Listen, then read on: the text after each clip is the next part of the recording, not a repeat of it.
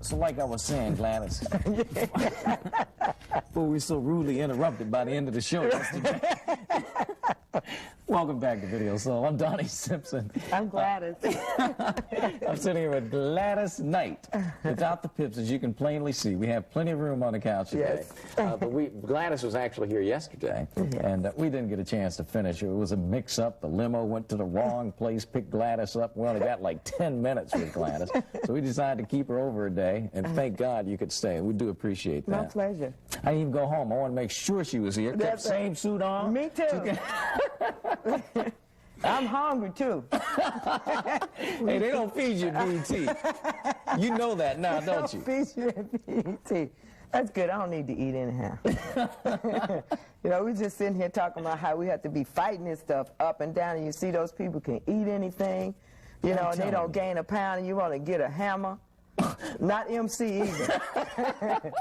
Just beat them with it. I'm telling you. No, you don't know nothing about life. You don't have no weight problem. That's right. You don't have to fight. You can eat whatever you want. Don't pick up an ounce. That's right. Never like people like that. That's right. Just accept it, though, and keep going, because it does give you a certain amount of discipline, you know, and it kind of goes over into other things in your life. You know, I learned so much from my son, Shanga, you know, because he's been doing wonderful. I mean, just fantastic. And I started my program, you know, I've come down a little bit watching him. I said, my son is doing it.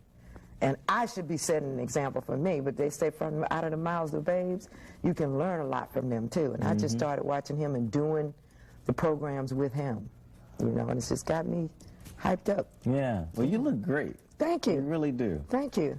But it's not easy looking great, is it? Hey. A lot of sacrifice. Hey, if I wasn't here with you, Donnie, I'd be looking like a dog. I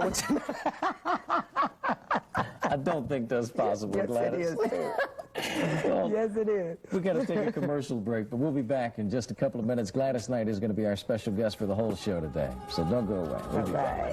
So I'm waiting on you. I'm waiting on you to get through doing what you had to do.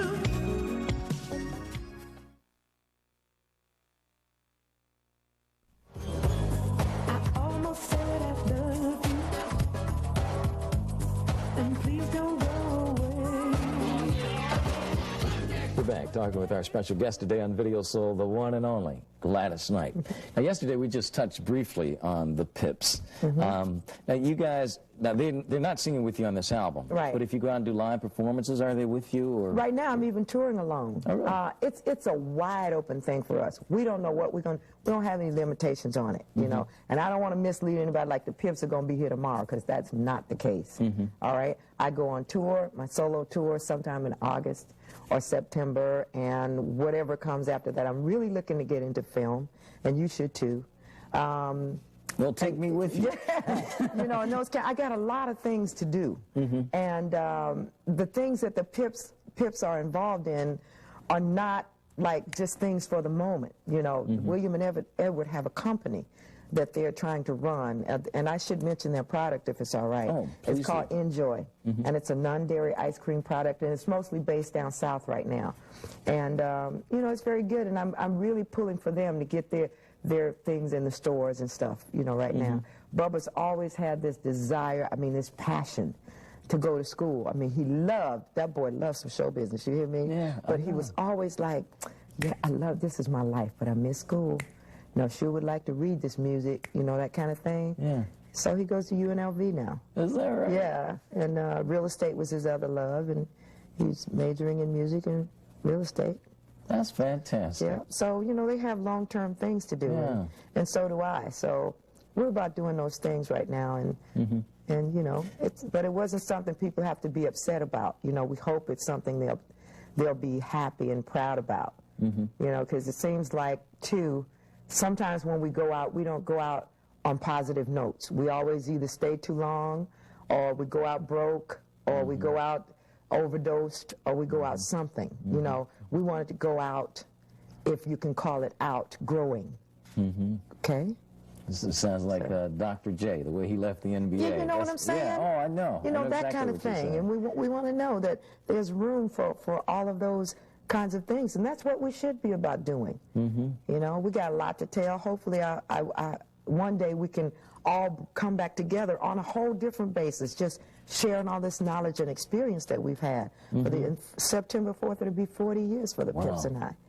You know? That would be interesting. Yeah. I mean, then you can talk about business and all the things Bubba's learned in college. Yeah. You can come on and read some of his songs to us. Yeah, and we'd be telling the kids to stay in school and don't do drugs and do this. I mean, we could set some of those examples, you know. And he's 40 or so years old, you know, right now. I'm sorry, I missed that. 40 what? You know, and he's in school. So it's another positive example, it should be, to kids that you can do it. And it's not too late to turn around or to grow or to do good things, you know. So, you know, when I saw you in Los Angeles 2 weeks ago, we'd just gotten the news, I guess a couple of days prior to that David Ruffin had died of an apparent drug overdose. And I'm just curious to know what your thoughts were upon hearing that for the first time. I was sad, I was disappointed, and I was angry, because it seems that I've known David for a long time, and I made a little remark on the program that night about, you know, remembering David. And see, I can go back, and I remember when David wasn't that David, okay? And I saw a lot of things sweep as I watch every day, even with the kids today in the business, you know? I mean, that money, with today's entertainers, young ones, you know, they're just blind, and they don't want to hear what we got to say. Even if we opened a school, they would probably tell you, I make more money than you ever made in your entire 40 years, and it may be true, okay? But we got so much to tell them, and we got so much to teach them about how to keep it. If you make $1 million, 9 times out of 10, you're going to live on $1 million scale. And that money ain't going to last forever. And they need some other things in their lives, you know?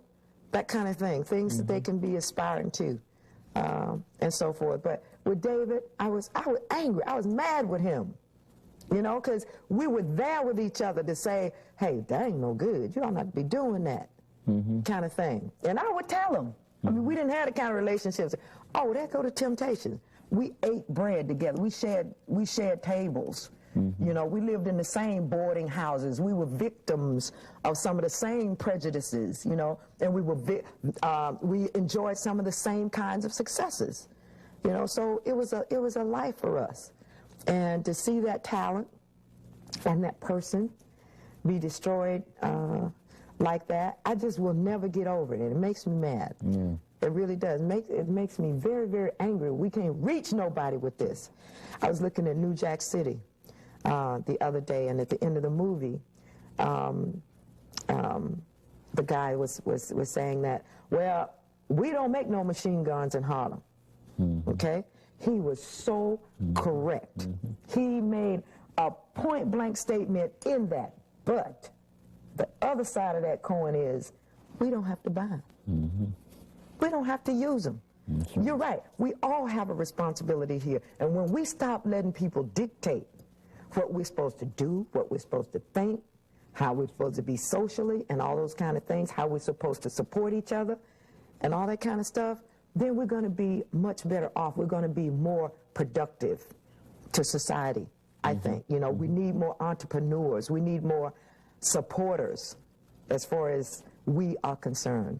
Patty, Dion, and I have tried to physically do that in doing Sisters and doing other projects together. You know, we ain't together because we got to be together. We're trying to set examples here. You know what I'm saying? To say, hey, these ladies are superstars. They are legends in their own right. You know, they don't need me. They don't, you know, but it's about coming together and saying, hey, we can be more powerful as a unit, or if not more powerful, we can be so powerful. You know, as this unit, let's come and make some wonderful music together and put that out there that we can do this together. But we don't support each other like we should, you know? Now, you work with them on a cut on your album that I want to talk to you about in just a couple of minutes. We're going to get all this out before we even do an interview. I mean, a video. I'm just sitting here listening. I forgot we were on TV. We should do a video. Yes, we should. We should, Donnie. We actually did this one yesterday. We're going to do it again today because you're our special guest. This is Save the Overtime. Gladys Knight and the Pips. Welcome back to Video Soul. I'm Donnie Simpson with my special guest today, the one and only Gladys Knight. I know you saw her yesterday. If you're just tuning in and going, is this a rerun already? No, this is part 2 because we ran out of time yesterday. And again, I want to thank you for staying. It's my be with pleasure. me again today. I'm curious to know, what were your dreams when you started? I don't mean when you first started at 4 years old, but as a teenager, let's say. You know, how far did you think that Gladys Knight would go, or Gladys Knight and the Pips? You know, I didn't really. It was way past the moon. I didn't really think about it though. You know, like that. It's like being that age, and like I was saying, I was 8 when I started out with the Pips. Being that age, we had a silly notion like we're going to be the greatest group in the world. Okay, and that was it, blank. And from that, we just started doing from our minds and from our parents and all of the things that we felt may not have been the right thing that would make us the greatest group in the world. And even back then, I remember us saying that we didn't want to be just a record act.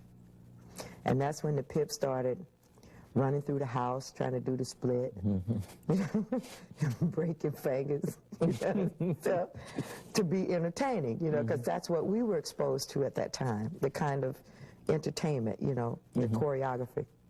And we just wanted to make sure we were entertaining. So when that didn't work, we came up with this smooth choreography idea. And with to have the choreography interpreting the vocal, whatever I was doing. And that's how it was developed, and we just kind of went from there. We surrounded ourselves with the people that we felt could give us what we needed. We weren't opposed to, in those days, to listening to our elders. You know what I mean? Right.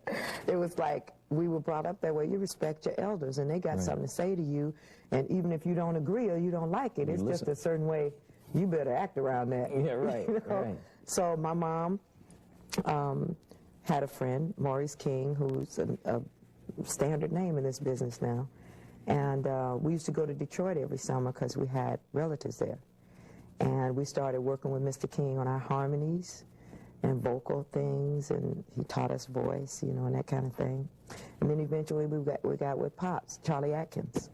Marguerite took us to him, and he was our mentor also. And it wasn't about just the music. You know, it's about, hey, when you go in here, this is how you act. There's a certain class that, I mean, was on and off stage. You know, it wasn't about, you know, this is how you dress. This is what you say. This is what you don't do. You know? Well, Pips had the smoothest choreography.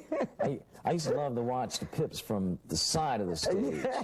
I'm serious, because if it was like one hand was here and one leg was here, it looked like one person on stage. We were just that tight, you know? Yeah. Really, I had a lot of respect for the choreography of the Pips. And the lady singing up front wasn't bad either. I don't know.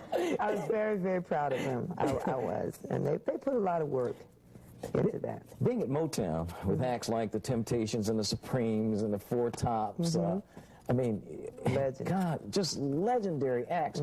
How much did that help you to be better? Well, they had a department over there called Artist Development, okay? And we took full advantage of that. We were also not so insecure with ourselves that we couldn't learn from everybody else. You know, that ego sometimes keep you from doing a lot of things that you should do. Say, oh, we bad as they are. You know, when you get off into that, you close the door to learning anything. We used to go watch those guys. I mean, we'd be speeding off stage getting dressed. So it's tops coming on, you know, even though they just did Sugar Pie, Honey Bunch, you know. Hey, it's the way they move those hands, man. If you ever have to move your hands like that, do it like the Tops, you know what I'm saying? So, you know, it was a learning process. It really was. From everybody, you can learn something. Yeah. Okay? Did you ever see Jesse Jackson at any of those rehearsals? Because MC Hammer brought me and Jesse on stage to dance with him to You Can't Touch This, and that was Jesse's move. Yeah. He was. Yes, absolutely. I said, man, you're a big Top fan, aren't you? Jesse be at the Regal, when we in the old days we used to play the Regal Theater in Chicago. just to be up in the balcony. I thought he was going to be an entertainer. Stand up politician. Yeah, we had a lot of fun. Gonna do another one of your old videos now. Really? Oh, Lord. That's not too old. Don't, you're all right. This is I Will Survive. That's not going back too far, is all it? right, that's good. I mean, we could have gone back to Grapevine. Yeah, that's good. Okay, all right. I Will Survive. Gladys Knight on Video Soul. We're back. We're talking with Gladys Knight without the Pips. I'm Donnie Simpson. We already cleared up earlier what the Pips are doing, and they're doing very well, by the way. Bubba's in school. The other two guys are in Florida. They have a business going. What is it? It's called Enjoy. Enjoy. Enjoy. Yeah. How do you just ENJOY? Yeah. Okay. It's ice cream. Yeah. What those guys need with ice cream, I don't know. But a good thing they didn't have it when you were on the road with them, right? What's the most frightening thing that's ever happened to you in your years of travel while on the road with the Pips? Oh, Donnie. Oh, Donnie. Oh, that's hard. It's so many things. So many things. I mean, but you go way back to like the things, I don't know if you saw the 5 Heartbeats. Yeah, I did. I identified so much with that movie. Really? Oh, yeah. See, it's so many different areas, okay? I mean, we drove a lot, you know, and it's like we were very, very fortunate not to be here. I mean, you know, not to be in the car accidents and that kind of thing, even though we had one serious one pretty much. One New Year's Eve, we were on the way here to Washington, D.C., and we were playing the Capitol Arena, supposedly, okay? And it was snowing that night, and we got right outside in Virginia, and we were going over this hill right outside of Fairfax, I think it was. Fairfax, Virginia. And it's like a 2-slope, you know, a little bridge in the middle like that. And we were in 2 different cars. Bubba was driving Jimmy's and my car. And William and Edward and Langston, who was another group member at that time, were in the other car ahead of us, and they lost control of the car. And we kind of banged, and we didn't know whether to go off the cliff or whatever, but somebody was looking after us. Anyway, that was a scary night, and it was Christmas Eve, and we spent the whole night and the rest of the day, Christmas Day, in the hospital, you know, and that was one kind of thing. On the other side, the drug thing, that's scary to me. That's scary. I mean, maybe that's why a lot of youngsters in the old days didn't mess. They were scared of it, you know, what it could do. And the things I've seen people go through, I've seen people crawling through pipes because they wanted to get to this stuff. I've seen people go through, I mean, just tearing up a whole room because they needed a fix, you know. That's scary to me, you know, to know that my kids are in school now and all of this is around them. So it's scary to me. How do you deal with that? I mean, on a personal level, with your kids? I try to give them something to grow on. You know, it's one profound thing that we don't deal with a lot today, and people don't want to hear about it. And I don't talk about it a whole lot because people don't want to hear about it. But that's spirituality. We need to start at the base. We need to start at the foundation. Whatever you consider to be, whoever you consider to be your maker, you need to start dealing with that. So they'll have something to draw. There's certain things we don't need to be doing. And even though it's an unpopular stand to take, sometimes we get too busy being friends with our kids. You know, we want to be popular with them, so we let them do a lot of things they're not supposed to do. You know, I'm still chaperoning my son around. Like, he's the youngest. My other 2 are adult and married, you know, now, that kind of thing. So he's the only one left, and that's why I speak of him. Not that I didn't give the other 2 or try to give the other 2 the same thing. But that's how I try to deal with it. We got to be more into our kids' lives and doing things with them and not get so caught up in the rat race and trying to set some good examples and not get so, well, it's me, it's my life, you know. I hate that kind of thing. Say, if my kid gonna smoke it, let him come home and smoke it with me. I can wear somebody out. I'm telling you. It's a going thing. I mean, we don't even talk about those kind of things, but that happens. You know, what? Let him smoke it with you. You know? It's amazing, isn't it? You know, that some people think like so that. I try to keep that kind of environment and say, hey, look, this is the way we want it. We're supposed to do it whether you like it or not. Took them to see a movie. I try to go to the movies with them when we go. So, I mean, it's hard to just take them. They got to live in this world. And this peer pressure is something else. So I try to go, you got to be out there, let me go with you. You know, let's go to the movie and let's talk about this. We're going to have a forum after this movie, you know. So we were looking at this movie, and again, you know, it's about free love and that kind of thing, jungle fever. And my son said, well, Mom, what do we do? And I just had to tell him, son, you're supposed to save yourself for the woman you're going to marry. I know that don't happen ever in this world today, but I had to tell him that. Right, right. Yeah. So.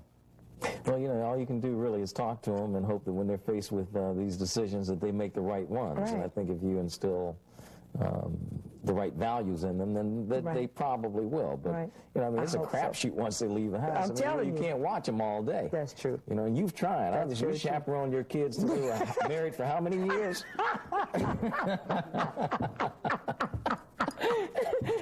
Gladys was there on the wedding night. I tried to tell him how to act. I did. I was concerned. And I'm concerned not just about mine, yours too, theirs too. Yeah. You know what I'm saying? Yeah. I wish the days would come back, but society has gone somewhere now where if you see my kid somewhere, I want you to be able to tell him, get out of there. You ain't because I know your mama. All right. The way our folks used to do. I'm telling you. You know, I'd like to be able to say, hey, Gladys? I know your dad. Right. You know what I mean? What you doing over there? You know? I remember in my neighborhood, you'd get your butt beat by the wino who didn't know your mother or father just because he was older. That's right. You know what I'm saying? And I mean, and that's for real. That's and right. I would love to see it go back to that time. Right. I don't know that that'll happen. I mean, doubt you're if scared. it ever will.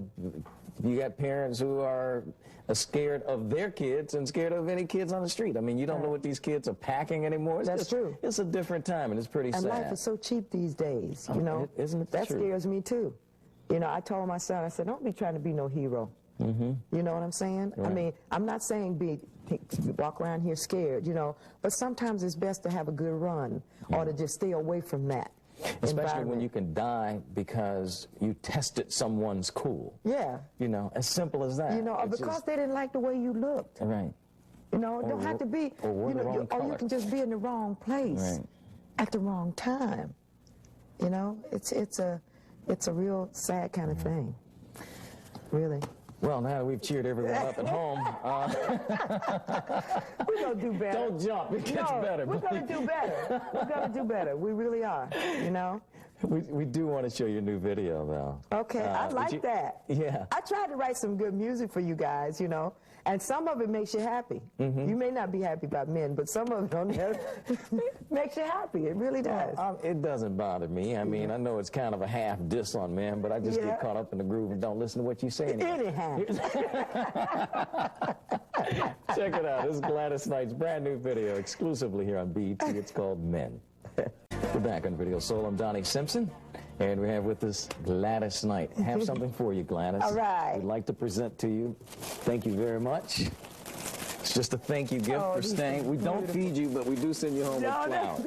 That's beautiful. Some of my fans who may be out there and that have seen my show will know that I always say, give me my flowers while I yet live. I love it.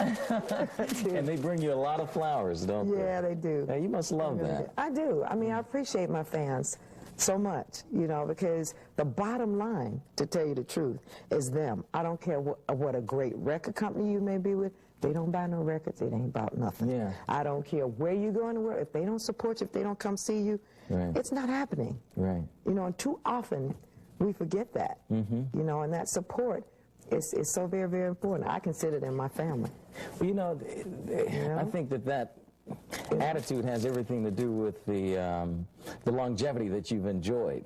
Really? You know? Yeah. And then I was looking at the James Brown show when I introduced you that night. Yeah. I mean, you got a standing ovation. I was flabbergasted. It was great, and they really made me feel good that night, you know. And I mean, and a lot of these people there are industry people who are not easily impressed, you know, but they rise for Gladys Knight. And I mean, you are so loved. People connect with you for whatever reason that is, and I don't think there's anyone who can describe what it is that you have that makes people connect with you, but they do. You just seem so warm and friendly, and it seems like you can sit down and talk. Anyone can sit down and talk with you. They can. Sometimes I think that people don't like that in some of the people that they support, you know, because they don't like to feel like maybe, you know, they can get to you so easy. But that's the way I am. I can't be no other way. I love talking to you. When I go out there, if I see somebody say, hey, Glenn, hey, what's up? You know what I'm saying? I can't be any other way. You know, I'm just not like that. And I love people, I guess. You know, the fact that you have been singing and popular since you were such a young kid, do you think that has something to do with it? I mean, the other side of that would be someone who has been doing something else, working in an office building, and all of a sudden becomes popular at age 30, let's say. Do you think they have a better chance to space than someone who's always been there? You know, I mean, it's the only way of life you know, really, isn't it? Probably. But you know, as long as you got a grip on yourself, I don't think it really matters when it happens, is if you know who you are. I mean, I've never really given it any thought. At a certain time in my life, I used to think, well, I don't want to do this because I want to skate. I'm going on the corner with Bubba. You know what I mean? I got my overalls on and my scarf going out of my back pocket, and I'm going down here with Bubba. You know, and they talking about some rehearsing. You know, I don't know if I want to do this, you know, kind of thing. But I was young then, you know. But I just think you got to know who you are, you know, and just not really be concerned with it, and then you can just move on. You know, and that's the way I think about it. It's just a job, you know. Not a bad one. It's a good one. No, it's a good job. It's a good job. Oh, it is. It is. And you do it so well. Well, thank you. You really do. And I thank you for doing it for so many years for us. Well, thank you. I want to thank you, Donnie, for the support that you've given so many of us. And we didn't get a chance to talk about this much today. And I don't want to do this and make you feel all shy and everything, you know, but sometimes we're going to have to do a special on you, because we should get to know our heroes. See, I know you, but I have to jump on the people out there who just watch you all the time, and I know where you came from, and that's something we need to do a little bit more of, you know, and put you and hold you up in the light that you should be in as well. I'm very proud of you and what you've done as far as your career and this show. I'm proud of BET and a whole lot of other things, all these people on camera and that kind of thing. See, I knew a time when we didn't see none of this. So I can really appreciate it, you know, and all of the people that work here. It's wonderful. It really is. And anything I can do, y'all call me now, him. Well, you've already done it. I mean, just coming. And saying that, I really thank you for that, because I've seen a different time, too, even with BET, where you didn't see the people that you see here. And it is wonderful. We have a facility here that we're very proud of. And it makes us all feel good when someone like you comes in and recognizes that. So we really do appreciate it. My pleasure. And thanks for those kind words from me, too. And good luck with your new album. Thank you. I haven't had a chance to listen to it all, because we've just been teasing a little bit of it as we bump in from commercials. But I can't wait to hear it. I saw a little bit of you guys singing Superwoman. Yeah, we had fun doing that. You, Patty, and Dionne Warwick. Right. Yeah. Can't wait to hear it. Well, good luck with the album and all that you do. And please give the fellas my best. I will. Okay. Okay. Gladys Knight, our special guest today on Video Soul. We're going to close out this segment of the show, the first hour, with That's What